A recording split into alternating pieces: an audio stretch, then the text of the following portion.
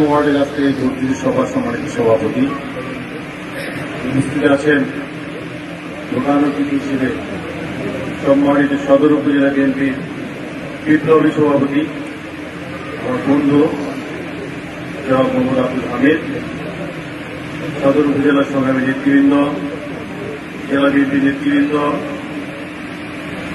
চিলারঙ্গীন নেতৃবৃন্দ, অঙ্গ সহযোগী সংগঠনের সকল নেতৃবৃন্দ, আমার মা ও বোনেরা এবং সদর উপজেলার সভানেত্রী সহ সকল নেতৃবৃন্দ, কর্মীবৃন্দ, সকল ভাই বোনদের আসসালামু আলাইকুম। হিন্দু ভাই জানালাম বন্ধুগণ, সন্ধ্যার পর থেকে ইনশাআল্লাহ বক্তব্য চলতেছে, অনেক বক্তব্য শুনছেন, অনেক বক্তব্য হয়ে গেছে।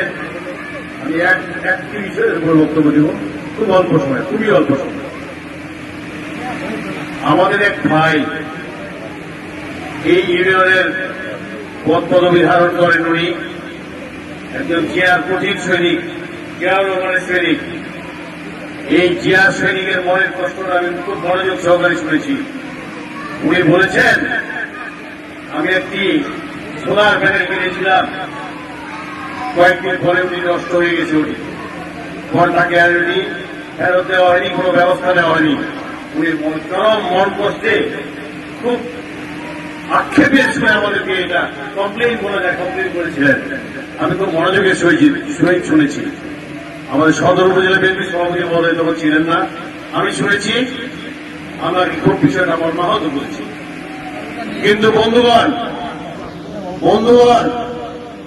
আপনাদের এই চিরারং ইউনিয়নের মানুষ যারা বিএনপি করেন, প্রতিনিয়তই প্রমাণ করে গেছে তারা সত্যিকারের শহীদ জিয়ার সৈনিক। বন্ধুগণ, বাংলাদেশের মানুষ এখন অধীর আগ্রহে একটি সুষ্ঠু ভোটের জন্য অপেক্ষা করছে।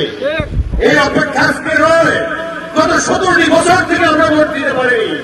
আপনারা কি পেরেছিলেন নাকি? আমরা 17 বছর পর এখন সামনে একটি সুষ্ঠু ভোটের আভাস পাচ্ছি। ইতিমধ্যে ঘোষণা হয়ে গিয়েছে, আমরা এখানে ভোট দিব, আমরা ভোট দিতে চাই। এই ভোট দেওয়ার জন্য আমরা সকলে প্রস্তুতি নিচ্ছি, বাড়ি বাড়ি যাচ্ছি, ওয়ার্ডে ওয়ার্ডে যাচ্ছি, ইউনিয়নে যাচ্ছি, সকল ভাইদের সঙ্গে আমরা কথা বলছি, মত বিনিময় করছি, মা বোনদের সঙ্গে মত বিনিময় করছি।